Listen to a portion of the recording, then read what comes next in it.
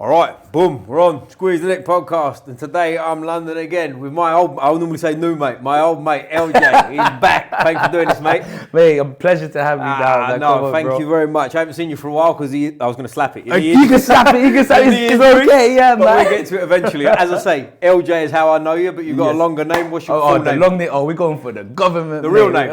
Here comes the fresh accent. Luis Javier Pareja Munoz. That's my full government name. There we go. Hell yeah. There was a bit of an accent with that too. I know. Anyway, I'm bringing it up just for the podcast. You're originally Colombian. Originally Colombian. Oh, sorry, yes. Originally Colombian. You are Colombian. Originally from Colombia. Originally from Colombia. Yeah. So tell us about that, mate. Before we get into anything too deep and what you do. All right. Yeah, sure. So obviously, I was born in Colombia. I was basically raised here all my life because I came here since I was like 1 or 2, and I always go back to Colombia like every 3 or 4 years to visit the family, keep the culture going as well.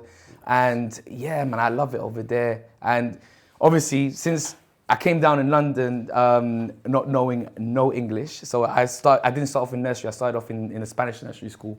So all I knew was Spanish. And then after that, I think I came into primary school when I was like in year 2. So I had like a translator and everything. I was like a proper fresh kid. Yeah, I was a foreign kid. Nice. Yeah. Where were you from? Where did you come to London originally? I think originally I came down to. My parents came down.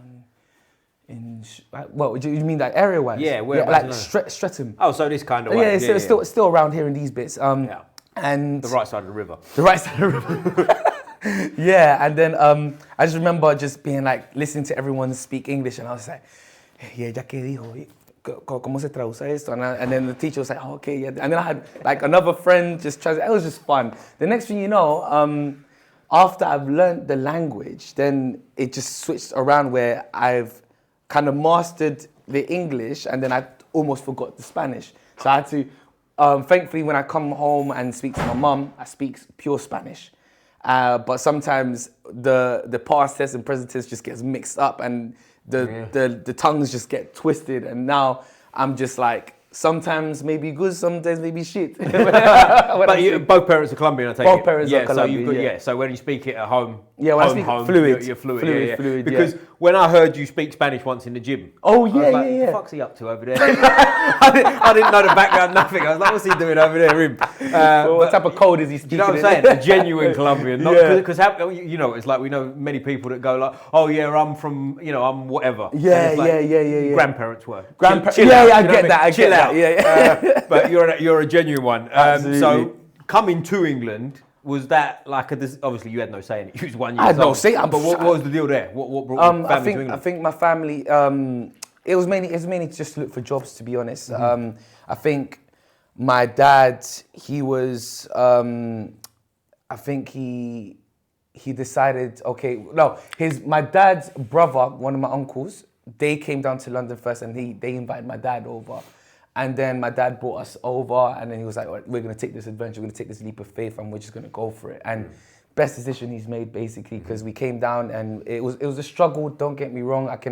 They told me the stories of what they went through, like, for example, working like 4 jobs to make sure that they keep everything at bay, learning the language from zero and making sure that they could just simply just function in London. And yeah, they went through a lot, and I'm really grateful for them for just like bringing me up in this country, but at the same time keeping the cultural beliefs strong as well. Because there's I've got a lot of friends as well that they're Colombian, but they're like British molded and born. Like they haven't, like they don't know anything about their own culture. They don't speak their own language, and they're not bothered to learn their own language, even though they're blood and they're originally from that country. So. And I don't like saying, like fake Colombians either, because I've been also classified as a fake Colombian because I speak English. But you're born there. I was born there, and even when I speak it, sometimes when I don't know, maybe when I speak it, they could tell that I've got like a bit of a British accent within my Spanish, and they're like, you're not from here, and it's like, and then. Before it used to be like a bit of a bullying back then, I was like, mate, all right, well, how do I prove to you guys I'm one of you guys? Sit in the sun and get more of a tan. Yeah. But that was back then. Now, I think people are a lot more educated and a lot more aware that as like, we got people from all over the world that are originally from Colombia. They live somewhere else. So whenever they come over, they're very welcoming. Whenever you go to Colombia, everyone's so nice. They're so vibrant. they welcome you with open arms. Like, for example, I remember one time, I was in the streets of Colombia, and I was roughly where my neighborhood, where my granddad was, and there was just street parties everywhere. And I just remember walking, I just went to go get a milk, and someone invited me to their home to drink with them. Obviously, in the back of my head, I'm thinking, they could kidnap me. Yeah.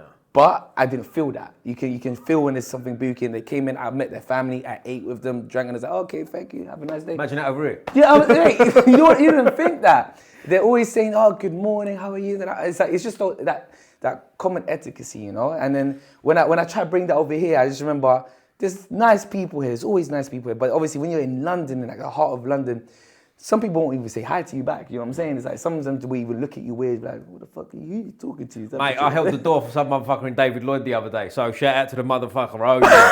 I owe you a swift left hook if I see you again, you rude fuck. You know what I mean?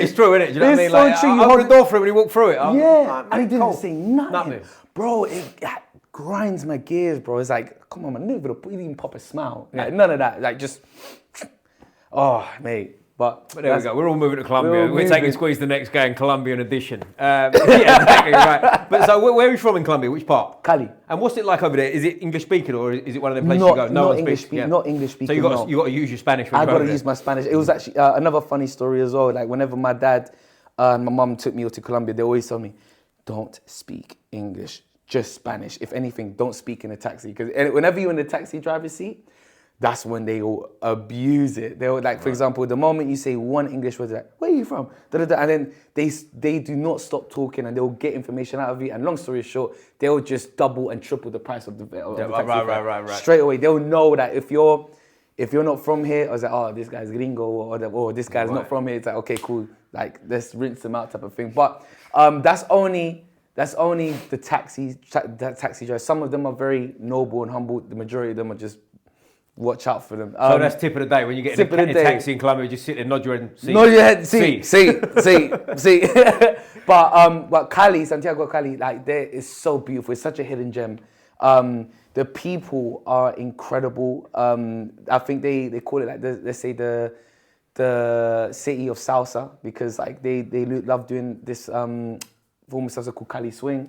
And there's like a nice little like remix of the salsa that they express. Yeah, right, yeah. And it's such a great vibe over there. They have so many good untouched rivers that you can visit, and you can like just explore for free. Like, you don't have to, like, it's not gentrified yet. Mm-hmm. So that's why a lot of people don't know about it. So when you go there, it's best to go there when you, like, with the locals who actually know the area. Do you want to come up? Come here. Boom. There we go. That's it. What's the dog's name? Rocky. Rocky. Oh, yeah, course it is. What would it be called? Rocky's boy or girl? Boy. Yeah, he's a little grandpa right now. So he's Rocky's first dog on the firm. I think we've had one running around the legs, but it wasn't really on camera. So there we go. Yeah, mascot Squeeze the neck. That's it. But yeah, I've never been to Colombia. Never done South America, to be fair. South America is beautiful, man. You go there and it's changed so much for the good. And I highly recommend going to, let's say, Cali, Palmira, Medellin. We also got the Caribbean islands like San Andres, Cartagena, Santa Marta, Barranquilla.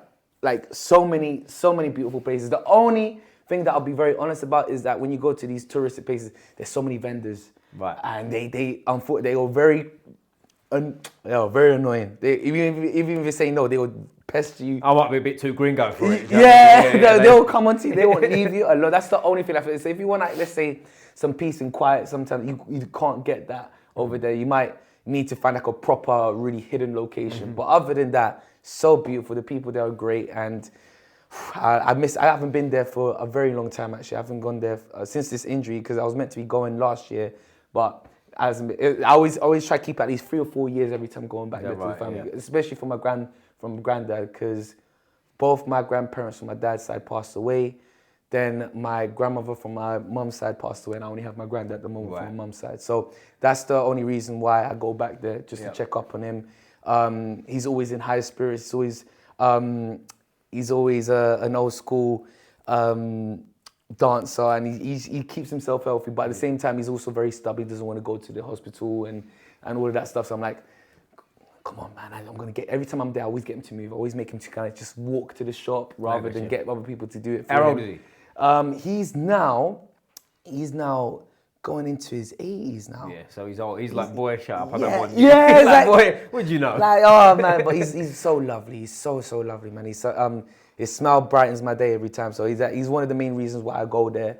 Because our family is very separated as well. So it's like everything that I wanted in the family, like this union is not the same union that I see in other cultures and other families as well. So I've been friends with so many people and throughout high school and college and all of that stuff, and I've been around people's houses, and I've kind of always been kind of envious in seeing such a unified family. Obviously not all families are the same, but like when I do see a unified family, I'm like, I've got a big family tree. I've got a big family tree from my dad's side, big family tree from my mum's side, but we're not that unified. We don't really stay in contact the same way that other people stay in contact with each other. There's so many, let's say, family feuds within it, and it's just so disconnected. So obviously, I always appreciate being invited to other people's homes, because one, that's already humbling in the first place, and two, I like to feel that the love from other families too. You know, Yeah. I'm not saying that my mum and my brother don't love me, but I'm just like, that's basically all we are, like just one small family. With my girlfriend, I'm hoping to kind of like break that, let's say, mold, and that not curse, but that, let's say, that that habit of like how'd you say it? Separated, yes, separated families. So it's like, okay, we're gonna new family that I'm gonna create with my girlfriend and my wife to be. We're going to be unified, you know what I'm saying? So I want to break that. Nice. So, and what's your plans? Like 16 kids? You one of them that wants Oh, I don't want a whole football team. I want a whole football team. Is that where this is going? Yeah. No, I'll say, let's say max two children. Max. Obviously, I can't say, because once you have them, you don't never You know. might have triplets on the You know first what go, I'm saying? mate, I do you know don't what I even mean? know, but yeah, man, that's the goal, man. That's the Nice. goal. That's good, mate. that's A big basically family. You're young as well. You hurt my feelings before. I asked you how old you were, and you said, "How old are you?" 28. You said. 28. Yeah, I was like, bro, yo, I'm not the youngest on the episode. Fucking hell, I'm the old man of the episode. But you touched on it briefly. Your injury, right? Yes. Which is why I haven't seen you for a while, because I used to Absolutely. see you on the mats multiple times a week. Absolutely, and stuff. yeah, You yeah. said you want to get back to jiu-jitsu, which is where we met. For anyone Yes. who doesn't know, New School Brixton, shout out. The But best in you're, the West, man. Well, you tell us. Tell us what happened to your knee. I know you had a knee injury. I wasn't Yeah. there, but tell So us. basically, it was just normal training session. So we've done the drills, everything was going well. Then it was just sparring at the end. I think I can't remember who I was sparring with. I can't remember his name. Name him. Shame him. No, I generally don't remember his name because it's been so long. But it's basically another white belt, and I've always sparred with him beforehand. There's been no problems. He didn't do anything. Just an bad. unfortunate injury. It was just an unfortunate Happens, injury. doesn't It it? was an accident. And then I tried to deep it. Like, what did he do? Like, I even got the video, and sometimes I didn't want to watch the video because didn't want to bring. Oh, bad you've got memories. it. You've got the actual incident. I've got it, and I think I have to scroll all the way up just to find it. But I've got it, and I'm trying to analyze what did I do wrong. Like, he didn't do nothing wrong. He went in for a single leg, and he drove forward, and I was hopping on this one leg to try maybe break the fall, but then it happened. Let's say that far out before breaking the fall, and then my knee just hyperflexed, and that's when I heard the pop, and immediate like pain just went rushing through, like as if 5 knives just stabbed it all at once, and I was just screaming my ass off. But when I rewatched the video, I realized I think it was more my fault. It wasn't his fault. What I think I didn't realize in the moment that was happening is that I think I tried to stand up at the wrong time. Right. Was it a heavy guy? Is he a big guy? I think it was roughly the same weight as me. Okay, so I it think was just one of them unfortunate It was just injuries. one Yeah. really unfortunate. It was so unfortunate. There was when I'm watching it, there was no one's fault. I think it was me, where I think I tried to fight against the pressure to make sure I didn't fall down. But I was already like this far away from the fall before trying to compute into thinking, oh, I need to land on this foot. So rather than me allowing myself to fall down, I think that's what happened. So when I watched it, I think that was my closure. I was like, because all this time I was injured, I was thinking, what was it? His fault? Was it my fault? Whose fault was it? What happened? Or like no one's fault, but I just wanted to know what was the cause. Because even watching the video, it looked like a clean tackle, right? So I just, like you said, it was just so unfortunate and so accidental that I think it was me who just chose the wrong timing to try to get up, rather than trying to accept the fall. So I was like, okay, that's one one tick off the box, and make sure when I come back to grappling, whoever tackled me, I'm just gonna let it happen. At a certain extent, you know what I'm saying? Well, that's it. At a certain point, you got to accept the position. Accept the position. But what was the damage? What happened to the knee? The quad tendon snapped. Oh. Yeah, man. I was hoping that you know, the hospital when they gave me like the painkiller that makes you high. I've seen the video. Yeah. I've seen the video. I convinced myself high, saying like my knee is dislocated. It's like I can see the ball is dislocated. I'll be back in a few weeks. After giving me the painkillers, the doctors came in, they checked on me and they saw the x-rays and like, then when they gave me the little crossover and looked down, it's like, you're in trouble. The doctors, I was like, please tell me it's a dislocation. And he just gave me the shake of the head and he was like, nah, you ruptured your quad tendon. I was like, what does that mean? And where exactly is the quad tendon? The quad tendon is connected from the quad to shin. So it's a cross. It's a cross and it's the main white band that allows you to extend the knee like this. Right. So for after that happened, like my knee was basically just like my leg was just flopping. I could not physically just lift it up as elegantly. So you couldn't walk or anything? Could not walk, could not squat, could not sit. I was basically in bed like a sausage. Right? And how'd you get from the dojo? Like, I know it sounds stupid, but like, was it? Everyone was amazing, man. Let me tell you about the dojo, the community there. It took like, obviously, thankfully, who was it? I think there was a nurse there, thankfully. Someone that actually worked in the hospital, and she's like, okay, like don't move him, but just make sure that he's just not moving from that position.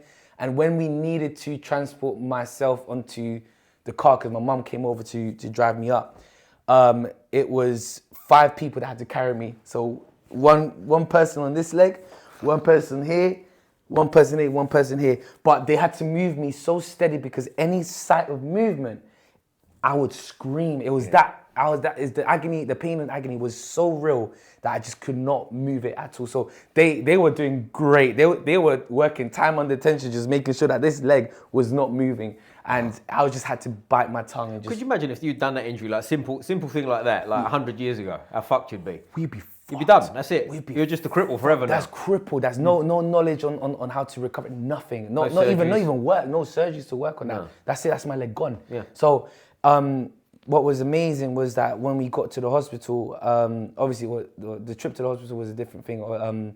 We was waiting outside for long because I didn't know how to get out. I didn't know how to walk because let's say we were here and there was a massive ramp or stairs to get into the reception.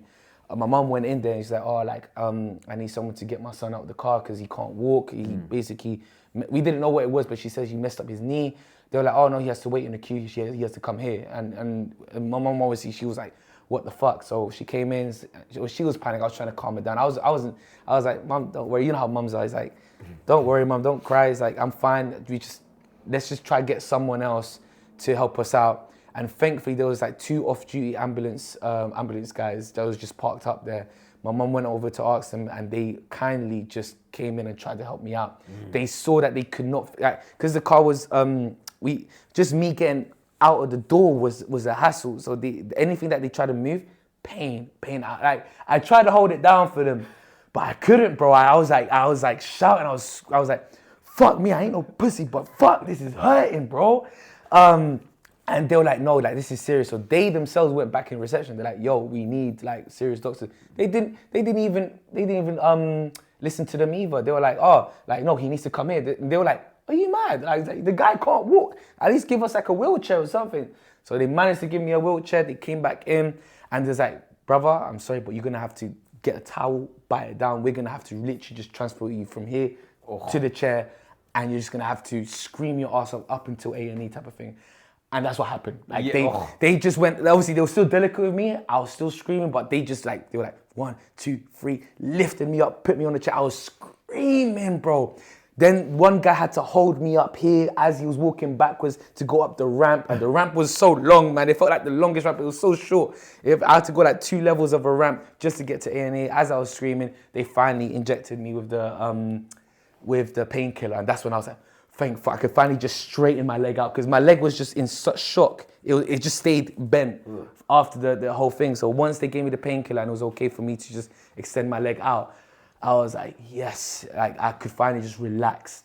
And other than that, once we was in the hospital was brilliant. Like the doctors in there was amazing. They told me the day of the surgery, this is what's gonna happen. They showed me the diagram of what they're gonna be doing to me. They drilled 3 holes into my kneecap and attached like 3 metal strings to reattach my quad tendon again. And I thought that was amazing. They even told me the option before surgery. They're like, as they were like rolling me in, it's like, so you got 2 options. Option 1, we give you like a spine aesthetic thing through here so you can go to sleep and throughout the surgery, or you can stay awake throughout the surgery. Put me to sleep. Put it bro. in, yeah. They showed me, I don't know why they tried to convince me to stay awake, but they showed me how long the needle was. It was like that long to put the injection in. And I was like, yeah, I don't care. You fucking pop that in Straight there, in, bro. doc. Like, Jab me up, doc. Jab me up. I don't want to see my leg being opened up. Like, shit. I know I like seeing gory shit, but not that gory. I was like, damn. Not my gory. Not my gory. But Like, when you was in the dojo and you struggled, did you not just think call an ambulance? Let them deal with it? no, we did. Oh, you did? We did. The ambulance didn't want to come because it was coming like in 3 hours. 3 hours? 3 hours, yeah. The ambulance is bullshit, bro. Oh, wow. It's not the first time either because my little brother, he's 16 now, he had a basketball match. He dislocated his knee, right? And mid-match, unfortunately, when they didn't clean up the floor, it was wet. And as he was like doing a crossover, he slipped and his knee just went out. And even though he was in pain and agony, they called the ambulance. The ambulance said, oh, we're going to come back and we're going to be there like in 2 hours. They were like, 2 hours? Waste of time then. Waste of time. So they may as well just drive over to the hospital. So whenever I strongly, they won't come to you unless like you are physically just dying. You're having a heart attack or something, yeah, then they'll be there, yeah. They won't be there. So no matter how much pain you are, even if your arm is flopping, they'll be like, yeah, 2 hours. Walk it off. Walk it off. Get to the hospital as you can. It's kind of crazy, but yeah, if you don't have like a relative or loved one or someone to just drive you there, so that might be tip of the day. If you that might hurt be your tip of the knee, day. say you're having a heart attack. Say you have a heart attack, they'll come in. They'll come quick. You know what the worst part is? I think I tried to lie one time, and I think they actually call to FaceTime you to see if you're having a heart attack. Right, bro. fucking hell, joke, isn't it? It's a joke, bro. I was shocked. I was like, FaceTime. I was like, fuck you. I was like, fuck you, done. Get out of it. It pissed me off. Don't worry about it. Forget it. Don't worry about it. But what's the deal when you said they told you about the surgery? How long between you injuring it and having the surgery? So they between the injury and surgery, they said they don't have any because it was so full up. They don't have another surgical date in 2 weeks. So I had to go. They had to band me up. I had to go back home. That's a fun 2 weeks, then, isn't it? Fuck me. Yeah, 2 weeks to wait until I finally actually had to do the work done. So I was like, fuck. But thankfully, they gave me the painkillers that I needed to do. But I didn't want to be on painkillers. So I immediately, as soon as in those 2 weeks, I was just like trying to contract my quad as much as possible. Because that just simply squeezing my quads was work for my knee. Because there was literally nothing there to contract. And that was like my pre-rehab until surgery. Then I had to make sure that I had to roll my ankle, then make sure that I was kind of like using a towel. So grab a towel here and physically bend my knee as much as I can. Right. And because there was just no quad tendon, I can only bend it up to like, let's say, just that much. That much. That's how crazy it was. I had no flexion. But it's everything, isn't it? It's like just the practical, like showering, going to the toilet in the morning, all kinds of shit. It's like, let me tell you, after surgery. So after surgery, I felt great. I was like, oh my God. That's because the anesthesia was still active. Yeah, right. I was like, oh my God, this is great. But then I wanted to be discharged by the hospital as quick as possible. So because I was paralyzed from the waist down, the funniest story actually was when I thought I had a worm underneath my arm. It was fucking my dick. And I got shook. I was like, what the fuck is this, bro? Because I was still in anesthesia and I was tripping. And I was like, and the nurse came over and said, that's your penis. And I was like, oh. And I calmed down. I was like, so I was so embarrassed. I was like, okay. But that was funny. But then I genuinely wanted to go home and relax rather than stay in the hospital. So they wasn't gonna discharge me until I could actually pee in a bottle, right? Is that right? Yeah, because they needed to make sure that the anesthesia was worn off. Right. And I was able to actually just function my legs in order to get home. So I was like, cool. So I was drinking like liters and liters of water just to force myself to piss pee. it out, Yeah, man. And when I finally happened, like on day 2, like I was like, okay, I didn't pee for like a day, bro. I was like, this is bad. This is bad. I can't feel nothing. But once the anesthesia starts to worn off after like drinking so much water, I finally forced the pee of a lifetime. And I was like, to the nurses like a trophy. I was like, here we go. Time to go home. You can have that. You can have that. You can take that for. And then I don't get what you do with that, but I can go home. And she's like, yeah, cool. We can go home. Is that the rules? Like you got to piss first, then you can go home? In my situation, yeah. Right. My situation, yeah. And then I had the crutches, and even when I was walking out to get get an Uber to go back home, like I was walking, but like I had to physically drag my leg because there was no function. I think you put videos up, right? You did a big, massive brace and you're like slow. Trying hard. I was, and that's you, like whatever, 28, 27, whatever you was. Like imagine that happened to you when you're fucking 70. That's what I'm saying. And you got no one to live with you. No you one got to no live help, with, alone, no nothing. help, no nothing. It's tough, man. That's why when this situation happened, it was more of like a gratitude and more like, whoa, like an awakening type of thing. You know, I was like, fuck me, if I didn't have this would be tough. Because you're Mr. Positive, like that's one of the things I've always, ever since I've known you, everything. I'm Mr. fucking miserable. If that happened to me, I'd have been like fucking smiling all the time, you know? You know what, I try to make a joke out of it, man. But I think that was just to mask my actual pain, you know? I'm not going to sugarcoat, I'm not going to say like, I was happy throughout the whole situation. Like as soon as I got home, the anesthesia worn off, and that's when the real battle came in. Like the pain from the surgery came crashing out all at once, plus the pain that my actual pain from my injury happened all at once. It all came crashing down. I couldn't sleep for like a good 2 weeks because I had to deal with that pain overnight, and I had to piss in a bottle for a long time because I was like, like my toilet is upstairs, but let's say in this room, like the toilet is literally where the kitchen is. So not being able to physically simply get up just like this to stand up was the challenge on its own. I bet. I was crying, not because I was sad, I was crying because I was frustrated. You know what I'm saying? I was frustrated because as soon as with every step I took, the pain was like 9 and a 10, like every single step, and I was like, fuck this, I can't go to the toilet. Even when I got to the toilet, it was bloody hard to bust a number 2 because I couldn't squat. So I had to open up the door.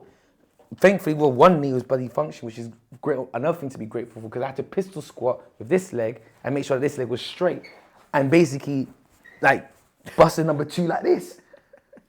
The high life, yo. Bro, the things that I had to adapt to, I was like, I'm learning something new. You're supposed to be on holiday in Colombia, instead you're fucking like laying on your back. I'm just laying in the back of the busting the shit. This is awkward, bro. I was like, no, let me not go too much into details of that. But like having a shower, like you said, just simply not being able to lift up the leg, just bend the leg and just step over the bathtub it was a challenge. So I had to like had to have like a towel to physically lift up my leg straight without having to bend it, because if I bent it, the pain would shoot straight down. And I had to make sure it was very delicate to the point it was balancing right on the edge of the bath, and then just wash like this much of my body and then do the whole thing again. So it was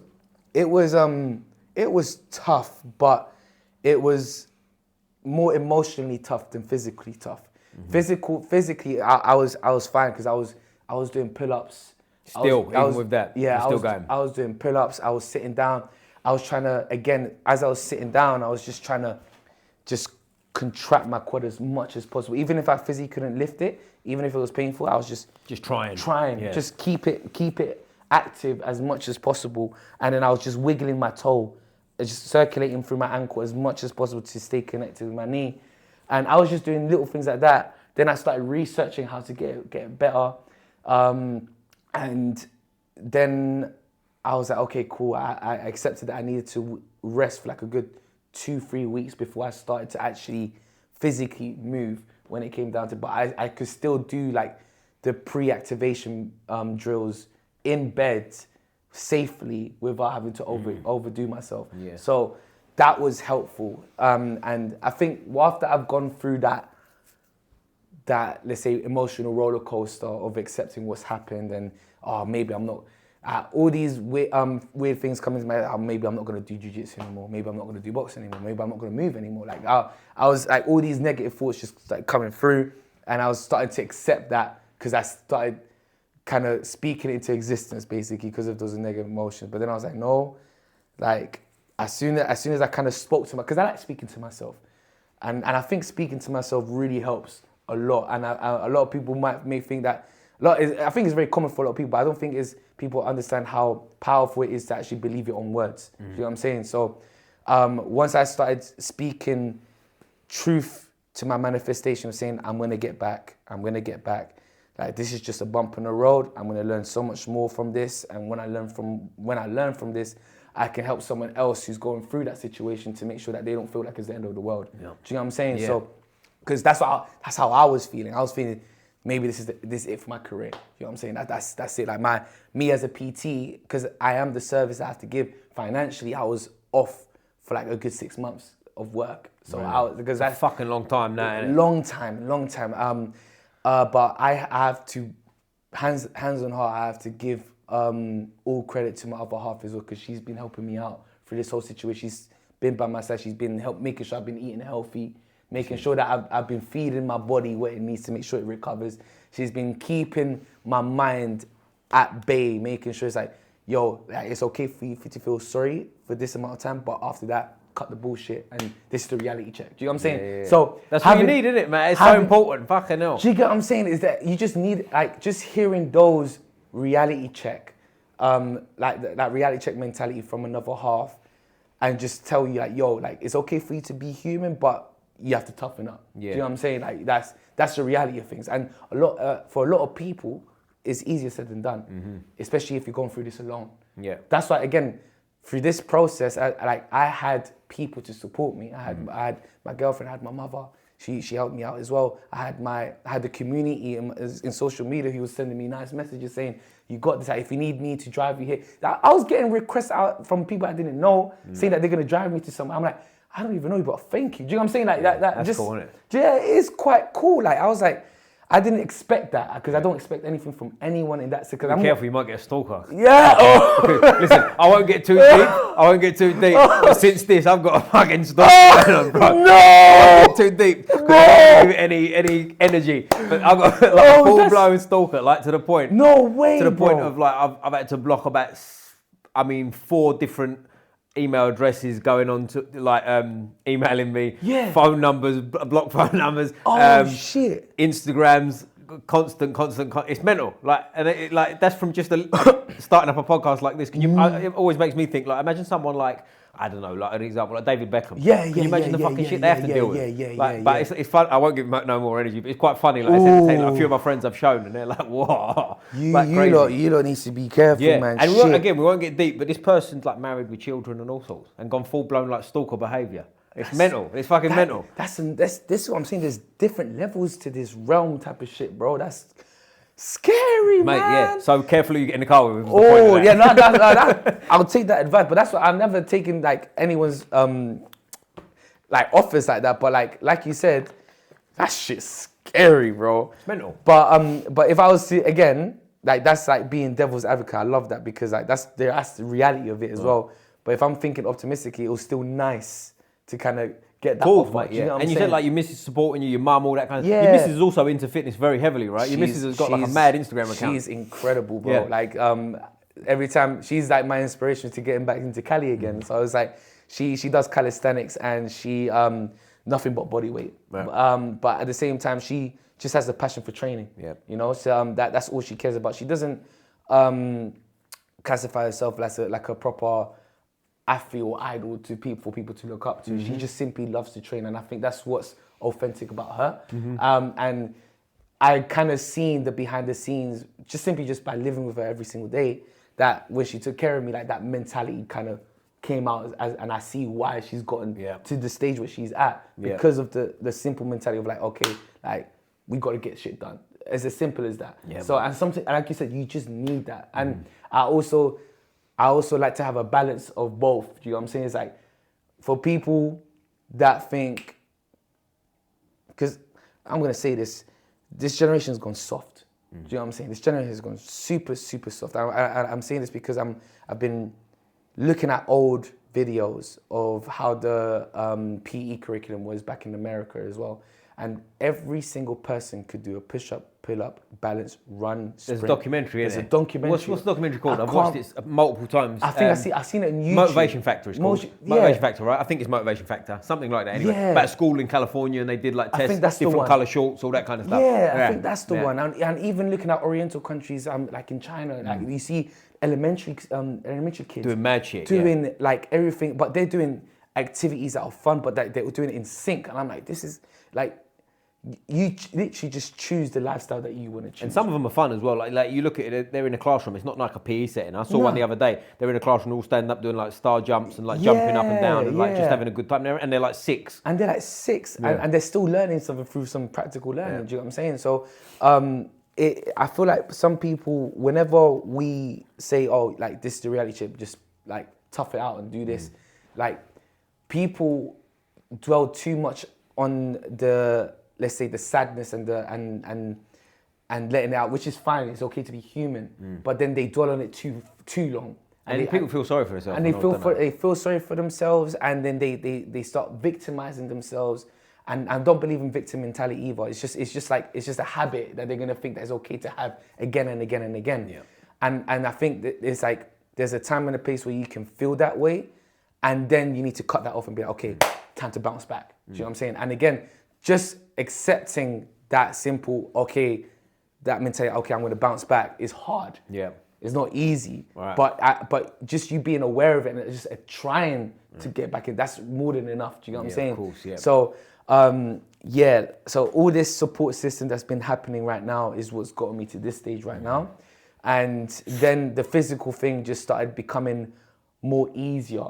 Don't get me wrong, I still, like, for example, here, even if I stay seated like this for too long, my knee starts hurting. Right. So my knee starts to like feel rejuvenated when I give it movement. When I start going knees over toes, when I start going to a deep squat, when I start just like simply moving around the house, it thanks me for that. And I think that's my own little alarm every time when my knee starts to hurt. I'm like, okay, I need to move. Yeah. I need to move. And but I tell you what you can see now, what you see, like you can see like your muscles on your leg are plump. So they're working, aren't they? Do you know what I mean? Because that's a big thing, isn't it? Like people have like a slack muscle after. It never really comes back. So you've obviously been working it. But what are you now? 7 months post surgery, you said? 7 months, 8 months post surgery. 7, 8 months. And like obviously, I'm assuming your goal is to get back to the boxing. Get back into boxing, jiu-jitsu, get back to everything I've been doing before. Full recovery.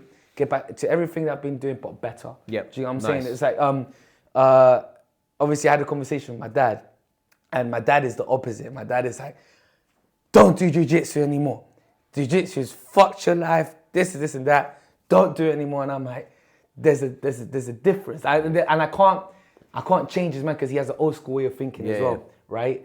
But I'm like, no, Dad, I am capable of doing it again. I just know what I'm not gonna do anymore. Do you know what I'm saying? Yeah. So it's just like, even if it's just for the fun of it, even if it's just as a hobby, I still want to do it because I simply love. I've been addicted to jiu-jitsu ever since I started it. You know what I'm saying? Is same way I'm addicted to boxing. I love movement. I love exploring. I love how my body just like elevates each time it goes through like an awkward situation. So this is just a bump in the road, a massive bump in the road, but it's a blessing in disguise type of thing, you know. So man, I told my dad, don't think that way. Yeah. I'm sorry to disappoint, but I am going back in there. That's good. But you're not gonna worry about me. This is not weak anymore. No. Like if I think it's weak, it's gonna be weak. Yeah, do you know what I'm saying? Yeah. Like you speak into existence. If you say that I'm not gonna walk again, I'm never gonna walk again. I've had conversations with people in the hospital after I've come out. They have the same injury as me, where they ruptured their quad tendon, and they were already telling me that my life is doomed. They were like, oh, like I've been I haven't been able to walk for 3 years. Yeah, stay away from them. Fuck Yeah, do you know what I'm saying? You got to treat them like they got a cold, and you're Yeah, like, oh, exactly. stay over there. But I also don't blame them because they haven't been educated the right way. And they haven't tried. I think a haven't lot of people, tried it. they fall into that, like, where it's a badge of honour, like, oh, can't do that, got bad knee. Do you know what I mean? exactly. Oh, can't do that, I got a way out. You know what I mean? Exactly, and they use that as an excuse to get out. Exactly what you Can't just do said. that. You can't have that. You got, especially at the age you are as well. Yeah, do you know what I mean? yeah, Like, you want to be yeah. 28 and you're fucked forever. Like, Absolutely, no. And that's why as I'm coaching now, I think my coaching ability as a PT to coach clients who are just basically basic fitness enthusiasts or people that are like everyday people that just simply want to train for better health. I can show more compassion and empathy towards them a lot more than before because I know how difficult it is to simply get up the stairs. I know how difficult it is to walk. I know how difficult it is to simply sit down. So whenever they feel some type of pain, this has helped me to really break down the simplification of a simple movement. And I'm like, I can hold you by the hand, but at the same time, I want to make you independent. Do you know what I'm saying? Well, you can understand it now, can't you? For someone who's 50 and neglected their body forever. Absolutely. Like, not that you neglected it, but you've been forced to rebuild, haven't you? Yeah, and I want to make sure that people learn, like, as they get older, they can still feel like they're 20. Do you know what I'm saying? Yeah. So, like you said, it's just, everyone always finds that excuse and escape route to be like, I can't do this because of this. Yeah. And I'm like, I don't want to be that person. So I want to make sure, again, just simply prove everyone wrong for the people that think that way, that this is another alternative. Yeah. Like you got one alternative where you can be like, yep, I'm fucked for life. Or another alternative where I'm going to come back better than before. But that's the way you got to think of it. I said to you before when we was off camera, I had an issue with my shoulder when I was 23. Yeah. And I was told, oh, you won't be able to lift your arm above your head anymore. Yeah. It's like, come on, bro. Yeah, like, bruv, you're already locking out with full mobility. Come on, forget all that. But the thing is, like you said, a lot of people might take that and go, oh, I just can't lift my hand anymore. Yeah, that's it. You know, that's me now. Yeah, you know, one guy wanted to give me, he was like, bless him, I'm not mentioning, I don't know him, right? So, but he looked like a fucking Simpsons character, right? Do you know what I'm saying? He was out of shape, like didn't look like frail guy, and not old, but like probably 10 years older than me at the time. About the age I am now. But he was telling me I needed to go basically every 3 months for the rest of my life to get cortisone shots in the shoulder. Oh, right. And I was like, but forever, like, and he was like, well, you've got to think of it like if you had a heart problem, you'd take your medication, right? And I was like, yeah, but it ain't a heart problem, is it? But they just basically, as I say, I was 23. Like they basically wrote me off forever. I was going to be the guy that needed, and meanwhile, I'm fine, like absolutely fine, no problem whatsoever. Better than ever, basically. Yeah, exactly. I can stand on my hands. Do you know what I'm saying? And they was telling me don't ever lift it. Yeah. Fucking, you know what we're doing here. But like when we first met, we got talking a lot about boxing, and I think your first martial art was boxing. My first martial art was boxing. Tell us about that, mate. Where'd you start? What age were you? I started at the age of like 14 or 15. Nice. It started off from secondary school where I got bullied since like year 7 up until like almost end of year 9 type of thing. And funny story actually. Now I find this funny now because the first initiation of the school, I got a stone thrown at my head and everything. I was good old days, huh? I'm pretty good old days, and from then on, you think it gets better, but no, it got worse. I had my money robbed, I had my food robbed. Where's this school? What school? St. Joseph's. Where's College. that? That's in Norwood. I know Norwood. I had my first ever fight myself in really? There's a club, South Norwood and Victory, innit? Yeah, you know the boxing club? I boxed there. Yeah. Anyway, sorry, go on, carry on. Yeah, man. So that was a fun era. From then on, it was just like constant bullying, like non-stop. And I think from those emotions of like getting bullied, I think it was a lot of bottled up emotions because I didn't know how to outlet myself. So I was also kind of like doing anything to kind of, let's say, fit in the crowd. So I was kind of like going out with the wrong crowd and after school just heading out with whoever was the popular kind of like, let's say, clique to just do things that were cool back then. And and I thought I was okay. Then next thing you know, I was just basically a punching bag for like a couple of years, and verbal abuse and you name it, everything. Like, especially because I had acne, and they bullied me because I had acne and all that stuff. Then I think the secondary school, in one of their PE sessions, they managed to do like a pop-up boxing session for the PE school, and like I can't remember his name. I wish I remember his name, but a retired boxer came over, and he wanted to give like the young kids like a boxing session, and all the boys were like, let's join in, let's have fun, like let's beat each other up. It was started off like that, and I was like, yeah, why not? I just followed the crew. And as soon as we started boxing, I just fell in love with it. I was just like, again, all those bottled up emotions that I was just feeling, it just felt right. It was like controlled violent therapy. Was you good straight away? Yeah. You know what? From the retired boxer, he told me that I had a knack for it. So Nice. I'm believing for, even if he lied to me, I believe what he said. Doesn't matter. Yeah, you know what I'm saying? It don't matter. But the fact that a simple praise from that, let's say from that person, changed my mindset, and I was like, oh, like if he said it, like I must be good. So I tried asking my mum back then, I was like, is there any boxing clubs? And she was like, yeah, we can look for something. But there was some boxing clubs that I think she went to the wrong ones because they were trying to charge so much money for boxing club like back in then it would have been subs like £2 to go. £2 to go. Do you know what I'm saying? Or some of them were free. Yeah. Do you know what I'm saying? So, so my mum was like, no, forget boxing. Or maybe she did that because she didn't want me to do boxing. Who knows, right? Yeah, she liked it. Yeah, she's like, nah, £700 a month. She must like something like that because she put me in any sport: football, swimming, tennis, badminton, hockey. Like, nah, boxing's a rich kid's sport. Boxing, leave it. You know what I'm saying? Leave it. And I was like, oh man. So I was about to give up on the boxing. I was like, oh, maybe it's not meant to be. And then one of my boys gave me a message, and he was like, yo, bro, there's a community boxing club for free, like Monday, Wednesdays, and Saturdays from 5 to 7. Do you want to come down? I was like, for free? I was like, let's go. I went with him, first session, and I remember believe it or not, I was like, I wanted to put my anger out on someone. Where was this boxing club? Fight for Change. Fight for Change. Oh, okay, still about. Yeah, still about. So Fight for Change. That was linked in with Fitzroy Lodge. Yeah. And Fitzroy Lodge. Yeah. Because they're in Elsfield now as well. My club. Yeah. I remember. Yeah. And then Fitzroy Lodge.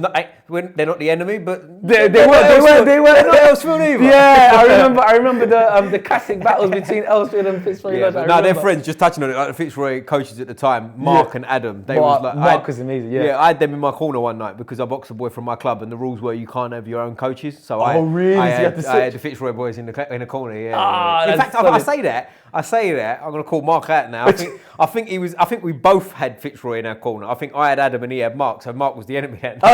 So fuck you. But yeah, good times, isn't it? Good times, man. And as soon as I went in there, Mark was the one that was leading the community sessions, and I remember it was like a massive hall space, and it was uneven floors, and it feels like like 4 boxing bags around. And I just remember just the simple discipline of just running around the block, doing the groundwork and core work, hitting the bags, hitting the pads, and I loved it. And I think I had my first sparring session there, and I thought I was big. I thought I was tough, man. And the moment I got humbled by so there was another kid who was really like, he's an amateur boxer already, but he just beat me with a jab. Another level, innit? When you first experience that, you go, oh, okay. Different level, man. And I felt like he gave me like 4 punches in like 2 seconds by the time I just swung heavy. Yeah. And I thought that was humbling. And it was more of a character building thing as well, because I was a crybaby. I was like, oh man, maybe this ain't for me, that but shit. I wasn't gonna come back, but I was like, but there was some addiction there. I was like, there was something funny. I was like, no, I want to go back and beat that kid, but in a skillful way, the same way he did it to me. So it was more inspiring than off-putting, because most people would get off-putted. I think boxing, to get into boxing, like a proper, like going to amateurs and go like pro or Olympics, you have to have a different mentality for it. You know what I'm saying? So it's a hard sport. It's a hard sport. I don't think it's like a sport where it's like, oh yeah, like like they say, you can't play boxing. You can't just be like, oh, I can do it as a hobby. You can do it as a hobby, but like if you want to go professional, not fight. You can't fight. You can't fight. But it's like, you know, it's like yourself. Like I don't think most people that have never boxed in a real club. I'm not talking about hit pads and stuff. I'm talking about been to a real boxing club and gone through it. I don't think people appreciate how hard it is. Do you know what I mean? Exactly. It's a tough time. It's fucking hard. It's so tough, and like you said, there's so many people that just brush it off, thinking that it's not that deep. It's just punching each other. There's so much intellectual things going on in those 2 minutes or 3 minute rounds. Yeah. So I just simply fell in love with that. Then I think it was the invitation to get to Fitzroy Lodge, to box in Fitzroy Lodge, and then that's when the rest of it was history. Like I just love sparring there, representing the club, and it's in Archways, isn't it, Fitzroy Lodge? Archways, yeah. And I think after boxing, I fell in love with the coaching element. Yeah. And I kind of loved the idea with the fact that, right, like the whole journey from Mark training me. I think Simon was training me as well. Then Rebecca, who the CEO of like Fight for Change, was also took over and trained me as well. Just the fact that they all took the time to kind of like train someone who was, let's say, unfortunate in the streets, and be like, oh, like you actually gave me that same love and respect from the get-go. From the moment I walked through those, there was no judgment, and I really respected that, and you actually changed my whole mentality type of thing. So once I started doing that, I never looked back, man. I was like, I want to be the exact same coach that they were, and just like do the same for other people, you know. So that's basically it, you know. That was basically my journey as a boxer. And then, did you box for Fitzroy Lodge? Did you I get boxed carded? with Fitzroy, yeah. How many bouts do you have? No, you know, but best be I only had like one match with Fitzroy Lodge. Yeah. Because before that, I think there was a time where I was about to fight, and I remember Mark coming in, and he was like, sorry, Lou, man, but your opponent backed away. Oh, mate, like, how many times that's happened? That's like, the thing as well, isn't it? And I was fit, I was ready, I was roaring to go, and I had to see my boys fight, and I was like, is there no one else that wants to, like, you know, jump in? Anyone. Like, anyone. Fat bloke in the crowd, you jump up, let's go. Man. Just like bring someone in, and I was like, fuck. I was like, right, cool. And then that's when I was like, fuck it. You know what? I had enough, because it's not the first time that happened as well. It was like many times, and I was like, anger. But that's when I think, because I couldn't. That was it. I was very undisciplined back then as well. I wasn't so regular that I wish I was more disciplined back then to have more fights in me. And I was more like a sparring partner, because I had so many sparring fights with so many top fighters as well, that I've learned a thing or two with them.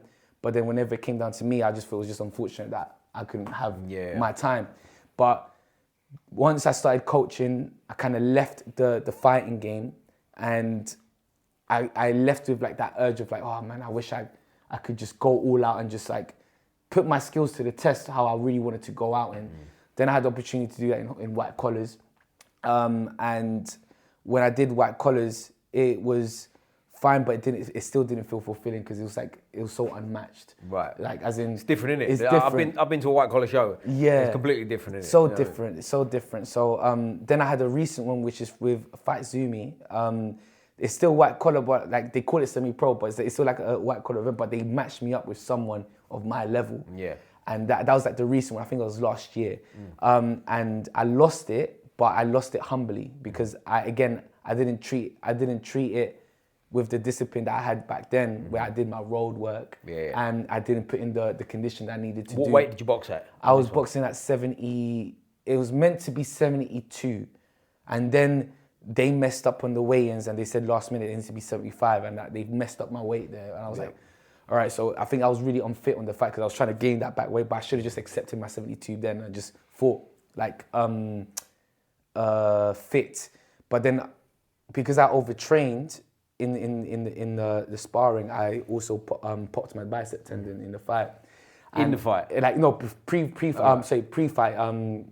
pre-training, and I was trying to recover that bicep tendon before the fight. Right. But it was still, it was not happening. I couldn't throw any hooks. Right. I couldn't throw any like backhands, nothing. It was just like, I would throw a hook and it would feel like a little squishy little hit. Right.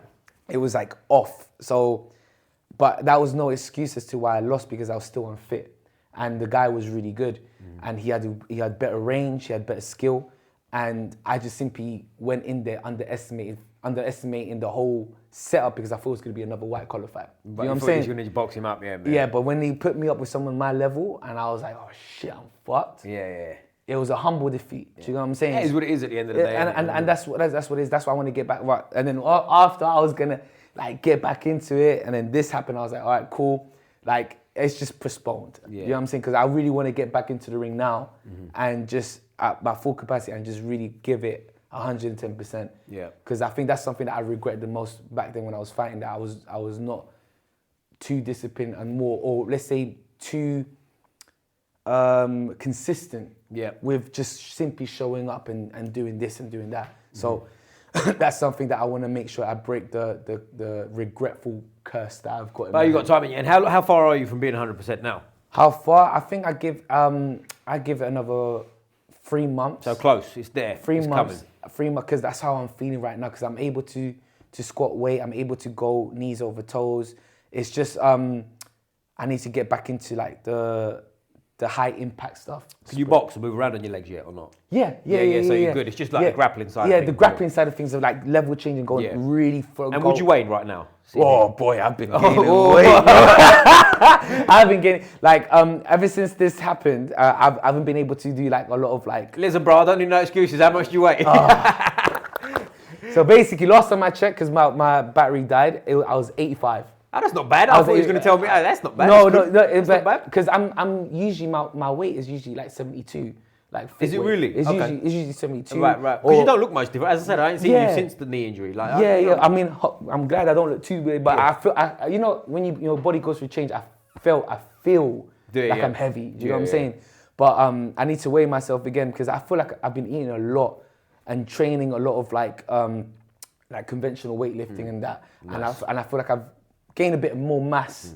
But I feel heavy. But that'll do you favours anyway coming back, wouldn't it? Like looking after your joints and fucking shit like that. Your tendons, all that kind of like. You don't want to come back in soft and like light and. Oh yeah. That's true. That's true. Because you see that as well. Like someone comes in, I'm back, I'm fresh. Elbow's gone. Elbow's gone. Oh yeah. You don't want to be that. That's true. You're better off coming in heavy anyway. No, that's true. That's working true. it off on the mats or in the ring or whatever. But is that your plan? You want to get back in a boxing ring? I want to get back in a boxing ring. I want to have more fights in me because I've also been studying a lot. Like I've been watching a lot of amazing coaches with how they train their fighters and watching fighters how they fight, and I've been kind of like researching like on the movement mechanics between kettlebells and martial arts, and I've been implementing both of them hand in hand, and I've been kind of like a little scientist just in this room right here, just practicing like, okay, this correlates with this crosses over with this makes sense, and I want to implement that on myself. That'd be a big deal. Do you know what I'm saying? I want to be like, I want to prove this is correct. Yeah. You know what Especially I'm saying? now where there's no urgency, right? Because you're not fighting next week or anything. Absolutely. So I've got time to really focus on me. Yeah. I've got time to really plan this ahead. And when I'm ready, I can go all in with that. And what, like, do you do calisthenics and stuff? Because you said your missus is big into it. Yes. You're on the calisthenics stuff. I was into calisthenics. So before meeting my missus, I was with the Block Workout Foundation. Yeah, okay. With Terrell Lewis, and he was doing community sessions at Brockwell Park. And I remember starting off there. I remember just bear crawling in mud, going in the bar, doing reps and sets. It was amazing, and I felt really great. And I was doing muscle ups back then as well. But then I stopped doing it because I think it was. I think I loved, at that time I was doing boxing, and I think I didn't have the knowledge back then in implementing mobility back then. So when I was doing boxing, I felt I was strong, but I was not agile. I had a shoulder injury because I was like so stiff, everything just seemed very rigid. So I think I stopped calisthenics for boxing, and I carried on the boxing. Yeah. But then ever since, but I remember how hard it was to get into calisthenics. So when I tried to get back into calisthenics again, I was like, fuck. Yeah. Just to hold a little lever, a tuck lever, I was shitting bricks, mate. I was like, damn, holding any static hold or pulling myself up again. Like I had tennis elbows, all of this stuff, and I was like, fuck me, maybe this wasn't it. And then I think I got reignited again by meeting my missus. And then when she showed me her way of training, I was like, this makes sense. Yeah. And how long ago was this? This got back into it. So I went back into it, I think. When did I make that? Was it like 4 years, like 3 years ago? I think it was like lockdown. Oh, right, lockdown. Okay. Good time to start. That was like prison mentality. Yeah. Prison mentality. I got back into it, and then I think it was the best decision ever, man. Because then the feeling of calisthenics and just lifting your own body weight was incredible. It makes your body feel good as well, doesn't it? Like, it does. It feels very natural. Yeah. It feels very natural. Feel like my joints especially. Yeah. Like, don't get me wrong, if you overtrain, then yes, you get all these like niggles and knackles as always. But if you train with a certain like progressive like program that you've got where you know your body when to rest, when to go in, it pays you up so nicely, man. And I think that's the beauty of calisthenics. You just feel like when I do weight training, it's fine, but the pump, the after pump of calisthenics session is different. Makes my body feel better too. Like Yeah. I don't lift weights. I squat and stuff. Yes, right? I yes, do that yes. like deadlifts, all that kind of business. But Yeah. in terms of upper body, I prefer calisthenics, man. It makes so me much feel better. Do you know what I mean? Yeah. Injury wise. I think you feel so strong and flexible at the same time. Yeah. It feels like you can use your body to me. Do Yes, you know what I mean? yes. But versus that. But anyway, how'd you get into jiu-jitsu, man? Because that's obviously where we met. Oh right. How did you know what? It was all thanks to Reese. It was Reese Bailey. Reese Bailey. Shout out Reese Bailey. Main man. Yeah, man. And then after because I saw Reese Bailey there, then I saw Reese, our coach, as well. And he started in Brixton Street Gym. Yep. And it first started off with like me training my clients just on the sideline, and I'm watching the sessions. And although I'm very focused with my clients and my work, I was so interested in the way Reese was teaching. Yeah. And I was because he teaches the same way I teach passionately in my boxing. And I was like, I always said to myself, whoever I'm going to choose as a coach, the coach needs to be passionate, knowledgeable, and basically just really interested and invested in his students. And I saw that every single day, every time I went into that street gym, and whenever Reese was there with his class, with everyone else, the quality never went down. The same structure was always, the passion was always on a high.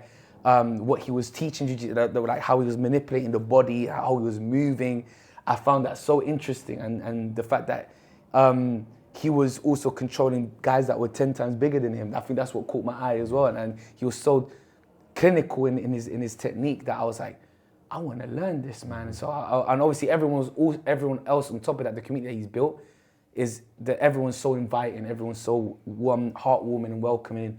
I even had a conversation. Who was it? I think it was Leicester.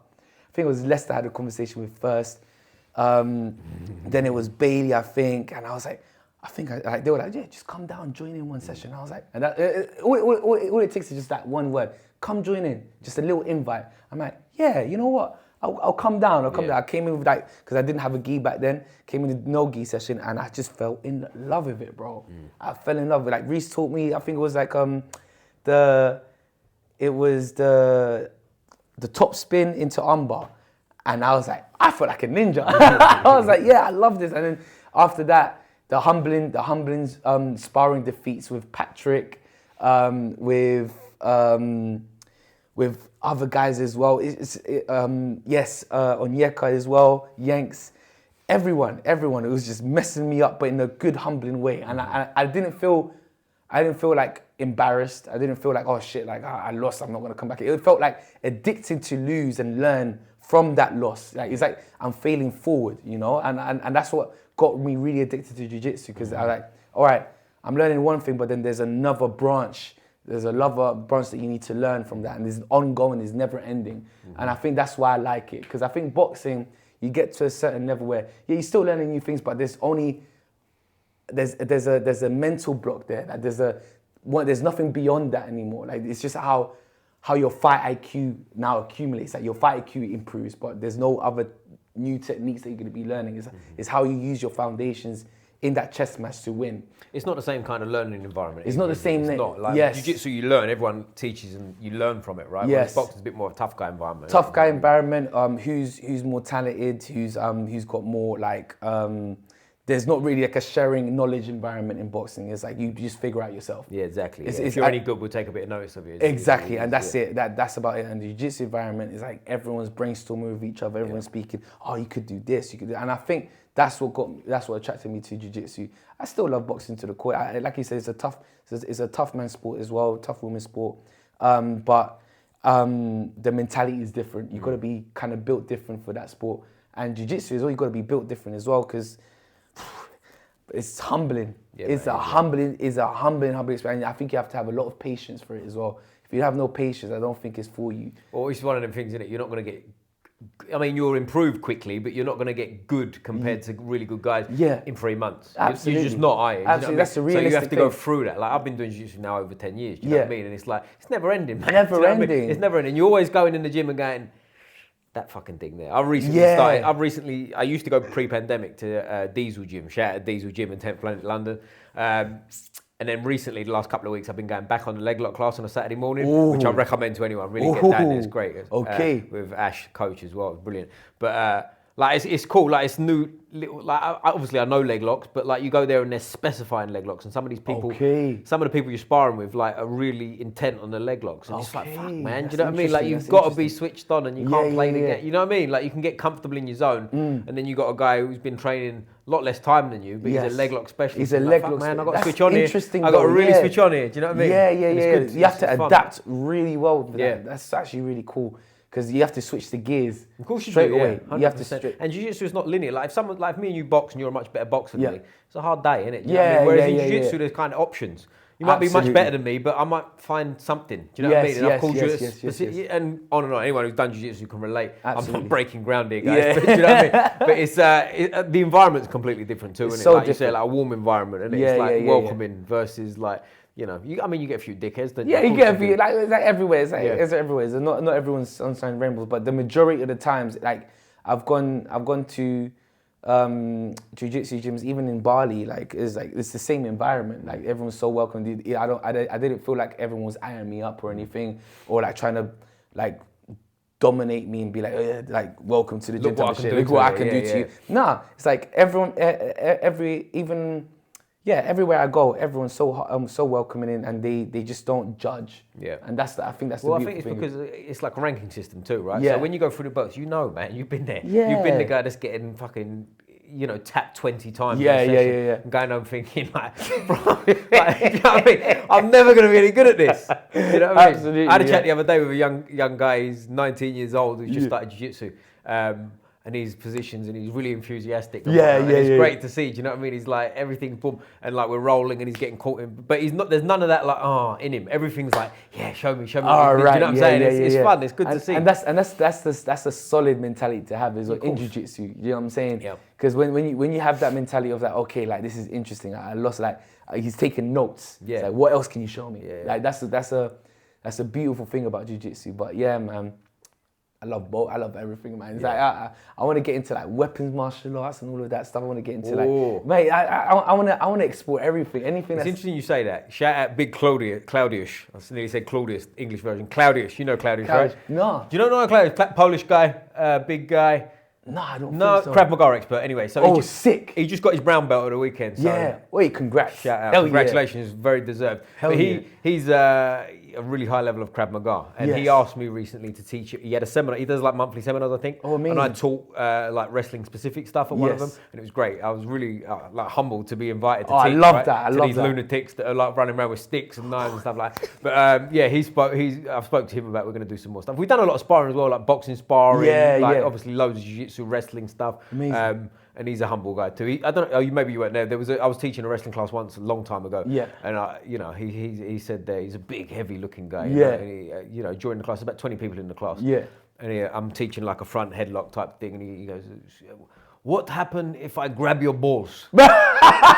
And, in front of the class, right? Now I've got to. I've told this one here before, so I'm boring people. But it's like, now we've got to find out, right?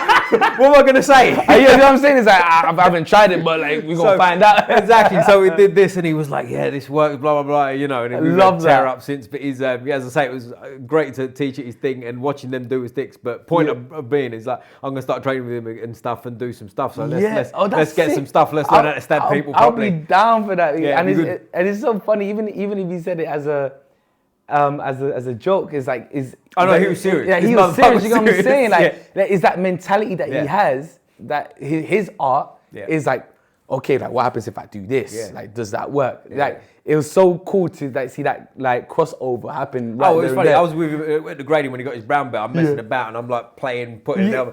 And he kind of and then when I stopped, he went bunk and just think me. Bro. Play it cool, bro. And I walked off like, I'm hard. I got in the shower, I was like, fucking hell, man. You got that ringing sensation. Yeah, exactly. But it's good, so Krav Maga as well is an interesting one. I don't know if you've ever done it. Yeah, I've heard of Krav Maga. So I've done bits and pieces with Claudius and been around, and as I say, taught at the seminar and watched them and stuff. It's one of them ones, like, comes under the self-defense banner. Right. But a lot of them, as well. Oh, man, gentrified, bro. But it's one of the ones I really respect. Like, you see them and it's real. Do you know what I mean? Yeah. Like, I've been around, and again, I won't mention any names, but I've been to some classes with people. Yeah. You know, and you go, come on, bro. Come on. There's a page I follow on my Instagram called McDojo. Yeah, I'm on them. Yeah, They are the pinnacle example of like, what the fuck are you doing, bro? When they do this, like, just grab the wrist. Just grab the wrist and then go with the flow. I don't think it's gonna work, bro. Oh my goodness! So like, and I think that's I can imagine with like Krav Maga practitioners, they must get frustrated with like other Krav Maga fake Krav Maga. Oh mate, yeah. Do you know what I'm saying? Yeah, it's like, I bet. It's like I can imagine the frustration of them having, let's say, a certificate to teach that and have like a massive following of students that think this is Krav Maga, but like they're teaching it the wrong way. Yeah. And yeah, that's why I haven't really kind of researched into Krav Maga, because there's so many of that, and there's less of like genuine. Well, we'll get Big Claude on the firm. He's Hell like yeah. Krav Maga London is his thing. Fight Armory. I'm gonna check him out. But man. he's I don't know the guy's name, but someone will help me in the comments. There's a guy who's like a direct student of the guy who invented Krav Maga. Right. And Claudius is like trained with him extensively. Amazing. And like, you know, he's a serious guy. And like, if you ever spar with him, Claudius, he says, you know, he'll let you know. He'll let you know real quick, you know. So it's good, you know. Yeah. And his missus is into it too. Like, Oh, is it? Like, it's one of them, you know. Killer. Like, don't break into that house. Killer. They've got like a big dog that looks like a wolf, so it's like, you know. Stop it. He's always got a gun on his shirt, you know. Brilliant. Brilliant. I pray for anyone that tries on him, man. You just don't do it, guys. You Don't know do what I'm saying? it, Just bro. don't do it. There's easier ways to make a living, you know. Yeah. But, so like going forward, are you an MMA fan, by the way? Not really, but I'm like, ever since I started jiu-jitsu, I've been dabbing into it. But you know? boxing fan, I'm assuming, right? Boxing, you watch boxing and stuff? yeah. Because there's a lot of big fights. Like when this comes out, the Fury-Usyk fight will have already happened. But I'm assuming you'll be watching that one. I'll be watching that one, yeah. Did you watch the first one? The first one was interesting, yeah. What do you think of the first one? Because people have got different opinions on that, ain't they? I think the first one, like Usyk was technically sane, man, in my eyes. Anyways, Tyson, I think he came in dominant as well. But I think he just got caught with one good shot, and Tyson was in massive trouble, and I think Usyk deserved that. I think it's close. I think he deserved it was really, I think for me it was close, but like, I think Usyk, like technically, he won that. Yeah, I think he deserved to win. I think Tyson Fury slightly on the slide. I think like you watch him in the fight before that. I don't know if you saw the Ngannou fight. He lost that fight. I didn't watch that. I thought he lost. I didn't watch the highlights. I can't give my full opinion, but from the highlights that I've seen there, I think he just came in underestimating him. I do, yeah. I think he used it as like a glorified sparring session. Yeah. And then when you saw that, when he saw that Ngannou had that power, he just ate it. Yeah, it's a serious size of a man as well. Like for anyone who doesn't know Ngannou, look him up. I think he's 6'5", 125 kilos without any fat on him. You know, mate, it's a huge monster of a human being. But I think the second one should be interesting though. I definitely want to see, because I know Tyson Fury has been kind of like inconsistent with the way he's been training and the way he's been fighting, but I'm hoping he's done his homework, because he does have a chance with Usyk. Do you know what I'm saying? Yeah. He does have a chance. He's so. I think him as a fighter is great, but I just think that when his mind is not there, it just goes left. think as well, like the Fury that fought Wilder, especially the last two times. Yes. I think he'd beat Usyk. I just think he's maybe, like they take it out here. I've said this on here before, so I'm repeating myself. Yeah. But do you know what I'm saying? Like I think them fights, like Wilder's obviously fell off a cliff, hasn't he? Like, he fell off a massive cliff, Like, he needs to stop, please. Gone. Like, Yeah, done. You don't need to be doing, like he's mega rich, isn't he? Do you know what I mean? Like, It's just, I don't need to prove anything. Do you know what I'm now, saying? You know, because again, like he's another one in his prime. I find he's a hard fucking problem. Like people can talk about his lack of technique, or you don't need technique. He needs to land that right hand. Like me sparring with different people, I think the hardest people that I've sparred with is awkward fighters. Straight up, it's like it's just unpredictable. And on top of that, he's got maybe the hardest punch in the history of boxing. If he connects, and you hesitate, and he's got heart. Like look at him against Fury, the way he got up over and over and over again to get the light shut out. Doesn't have no glass chin. He doesn't nothing. Give up. He was there till the end. But it's over at a certain point, isn't it? That's He's 30, I think he's 38 or 39. Yeah, it's time. You took a lot of work. I mean, if you listen to his story as well, it's like he got into it because his daughter was born disabled, right? Have you heard this? Right, and he was like driving. He was driving like a massive lorry for Bud Light or whatever. Oh, it was. wow, okay. And he got into boxing just to make a bit of money, like to help his daughter out. Like, imagine that's what happened. You know, you have to give props to that. Come man. on, You have to give. But that you've made props. it, right? You've been world champion. All them knockouts. Yeah, but maybe who knows, man? Maybe like the inner dog in him, like he was like he wanted that lust. I think you don't want to go out on that loss, right? Yeah. You want to go out with it still thinking like you can still do it. Yes. But, you can just tarnish your legacy more because you just keep getting knocked out. It's like gambling. Yeah, of course it's like gambling. If like you had a taste of that win and then after you lose, you feel like you can get that win again and you just keep losing. But his last one against Zhang, do you see that one? No, I forgot about Yang one. Yeah, I forgot about that. When he fought him, like, that was bad. Like he got hit and he kind of like didn't look like he didn't know where he was on his feet, and then got hit again and flattened. And like I got like Zhang's a great fighter, but I got a fancy in his prime. Wilder would have shut the lights out. Yeah. Do you know what I mean? Like, and Joseph Parker beat him. Joseph Parker, I remember him being another great fighter, but again in his prime, I think you'd find it hard to find someone who pick Joseph Parker to beat a prime Wilder, right? It is what it is, and he's going on. But I'm assuming you're picking Usyk for the win. You know what? Yeah, I like Usyk. Yeah, I like Usyk as a character. Yeah, and I like them both, to be honest. And I like them both, and I like the style that Usyk fights as well. Yeah. So I'm definitely going for Usyk at the moment. And then what? What's next for Usyk? Because like the spanner in the works is Dubois just flat. Well, not just a few months ago now, and he flattened Joshua. Fuck, I forgot. I remember that. Because they fought before, right? Yeah. And it was what it was. Now, I've said this on here before, so I won't repeat myself. I will repeat myself briefly. But I think that was a legit body shot against Usyk. When he played the knock. Like it was. It was a legit body shot. It was just above the waist for me. So I think it was. I think it'd be a good rematch. It would be a good rematch, yeah. Because Anthony Joshua just like.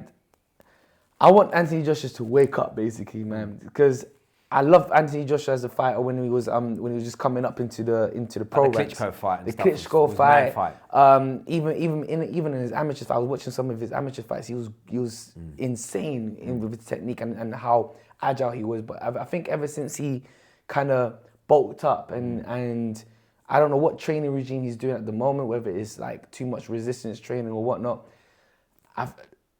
He needs to wake up, man. I want the old Anthony Joshua back. Yeah, it's interesting, isn't it? Because Johnny Nelson, Johnny Nelson. Johnny Nelson, right? Yeah. Did you hear what he said about him? What did he say? He said by the time his confidence matches his natural ability, or something along those lines, someone can help me out. He'll be like 45 years old and it'll be too late. Like deep. As in he doesn't realise how good he is. Type thing, you know what I mean? He's confused fight, and I think there's something to that. Like obviously when he lost to Andy Ruiz, right? Yeah. He was. I don't think he was doing an awful lot wrong there. No, he in wasn't. terms of he got caught.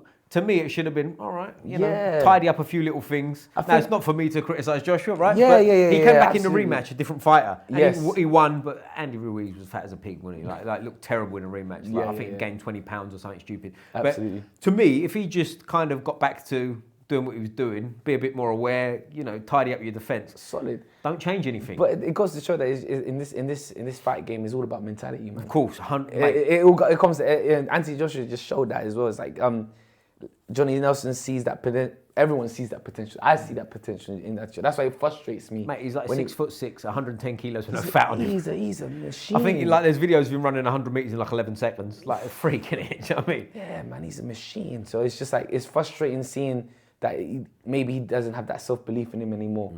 But if he had that right mentality, then he's a beast. But again, he's rich, right? He's all right. He can retire tomorrow and never have to worry about anything. There's nothing to lose, man. Do you know what I mean? So it's it's tough, innit? But then Dubois, I've said this before as well, and I'd like your opinion on it. When I say Dubois is simple, I don't mean like he's simple as in stupid. Because it sounds like you call someone simple. But he's simple in the fact that like Anthony Joshua's like the superstar, right? He's coming out, he's seeing fucking everyone's here. I've got this pressure. I'm sponsored by Under Armour. Got that mentality. I've got all this. Whereas Dubois is a bit like, all I've got to do is walk over there and fight him. Yeah. Do you know what I'm saying? Yeah, it's very ABC. Very ABC. Like, What? Do you know what I'm saying? It's like, what's so hard about that? Like, and I think he got in there and just thought, fuck it, let's go. Yeah. And when he, I think I saw Dubois' reaction. I think it's like, oh, is that it? Like, it's like it was as easy as ABC. Yeah. Well, he's on the mic and he's like, they're asking him something, and he goes, yeah. Like that's all he's thinking, isn't it? He's not worried about nothing. He's not worried about no politics, no nothing. Yeah, I won. Yeah, man. Like, just give me whatever fight. Yeah, I'll fight him. Exactly. And I think that's a nice, refreshing thing to see. It is, but it's the curse, the other side of Joshua, like the curse of being clever, isn't it? A little bit. Do you know what I mean? Not that Dubois not. But like, do you see what I'm saying? Like, he's got a lot of things like he's juggling a lot of plates at that point, isn't he? Do you know what I mean? He's thinking about a lot of things. Whereas when Dubois was on the way up, there's no pressure on Dubois, really. People are going to go, of course, he's fighting in front of 100,000 people, millions of people watching. There's pressure in it, There's of course. pressure, but it's different, isn't it? Do you know what I mean? He's just getting up, he's like pulling his socks up and just going in to have a fight. Whereas Joshua's got all this like corporate shit going on. Do you know what I mean? But I'd like to see him fight now, Dubois, because I think he could get found out technically in certain ways against certain people, but when he's got this level of confidence, I think he's unstoppable. I think he might run everyone over. Yeah, I think he's unstoppable. That's the thing, because his IQ is amazing. He's got an amazing slip uppercut. Like every time he slips on the outside and he catches them with a backhand or his backhand uppercut, he always catches them clean. Powerful as fuck. His timing is immaculate. But I think even in the Dubois fight, I think he tried to overuse that as well. Yeah. So if he was a lot more, like you said, if he was much more switched on, he'll be able to kind of like set up more traps to get that knockout punch into it. So I think he tasted blood, and I think he was just too... I think he got desperate, didn't he? Yeah, he got desperate. Been hurt multiple. I think he'd been over 4 times. He got 3 times before that, and one was questionable. He could have got another one. Once he saw that little string, he's like, yes, and I think he hit him, and he got a bit kind of like, I've got to get him now. Now's my time. Absolutely rushed. Now it's easy to say, and it's sitting here. Do you know what I mean? Absolutely. When you're in the ring, it's different, man. It's different. There's so much mental warfare going on. But the thing is this: people are going, "Oh, he left his chin up as he threw the uppercut." He did, but it's easy to say that. Do you know what I mean? Like, for example, when I'm watching my own fights, when I'm watching my own sparring fights, even if you try to tell everyone to technically fight perfect inside the pocket, you're not going to fight like that. No, you can't. Never. You're not. It's so unnatural to do that. You can obviously get to an instinctive level of muscle memory to be like, okay, I'm going to always, once I finish doing my attack, I go back into like this like nice little rhythm of things. But you're not always going to be so textbook and this and that. It's not happening. It's not happening. But that's the classic, innit? Training is different to fighting, obviously, right? And that's why people that have never fought, you got to take their opinion with a pinch of salt, because it's like you don't know. They don't know. You don't know. Yeah. You've seen it, but you don't know. Because if you're in there, like at the end of the day, a lot of it's autopilot, isn't it? Yeah. Do you know what I mean? You've trained. Now go in there and do it. Now if you're thinking you're behind the ball, aren't you? You've missed everything. You're missing opportunities, and you become. That's it. It doesn't matter how many frames you stop at. It's like, oh yeah, he lifted his chin. Oh, he dropped his hands down. It's not. You can't understand it to that theoretical level until you have actually done it yourself. Yeah. And even then you don't. Yeah, even then, you know what I'm saying? You always left these conversations like, oh, he could have done this. Oh, he could have done this. Oh, I should have done it. Like, it's the fight. Well, the problem is this as well. It's like when they're saying this, like this fat schmo who's never fought and doesn't know anything, and he's going, he should have done it. There's elements of truth. It's right, but you don't really know what you're seeing because you've never done it. You see what I'm saying? It's like one of them, innit? It's like of course he shouldn't have had his chin up, but you don't know what's going on because there's a million steps before that moment. Yeah. He's been hit and hurt 3 times bad. You don't even know what after effects he's going through as well, mate. And the pressure, and he's worried about this, and he sees his fucking mum sitting, whatever. Whatever eyesight of line, like maybe someone's like going like this, oh, that's probably getting to him. Like, you don't know. And like loads of little, like, not irrelevant things, but like side thoughts of like maybe his hip's a bit tight. Yeah. Maybe his finger hurts, and he's just...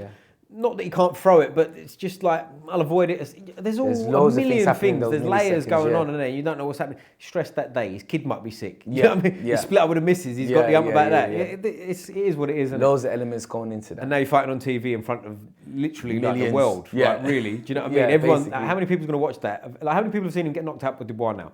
It's in the billions, isn't it? It's the billions, bro. Of course it is. Like, it's all over everywhere. Like, at the moment he lost, like, that's the thing. The moment Joshua loses, like, that gets viral straight away. And mate, I know people like that never boxed before, and they're like in their 50s or whatever, and they'll go like, "Oh shit, Joshua, isn't he?" It's like, bro, it's like football. Is that watching football? It's shit. Did you say shit? He's an Olympic champion and 2-time heavyweight champion. Yeah, he's terrible. Yeah, I agree. Yeah, it's like when people watch football and they glorify like for example, they watch a simple team. I don't know anything about football, but let's say. You better, because there's a question coming at the end, bro. Oh, there's a correct answer. There's a correct answer. Okay, cool. Because anyone who's seen any of these knows the question. Okay, we'll leave it for now. No pressure. But yeah, no, it's like, let's say I don't know, Manchester or something. Like they were winning, and then they're all glorifying them. And the moment they lose one match, they're shit. This is that same thing with Joshua. Like the moment he loses, like, Joshua doesn't have it anymore. Joshua this and that. It's the same glorified. He should retire. That always amazes me. You know, like when people like that, someone loses a fight, he should retire now. Yeah. And do what? Yeah. And do what? He's 32. Well, do what? What's he going to do? Yeah, man. He don't want to retire. Fuck. Some people's logic is just not logicking. Yeah, exactly. Well, it's like if you worked in a bank and you had, you've messed up and you've given someone too much money. You should retire now, bro.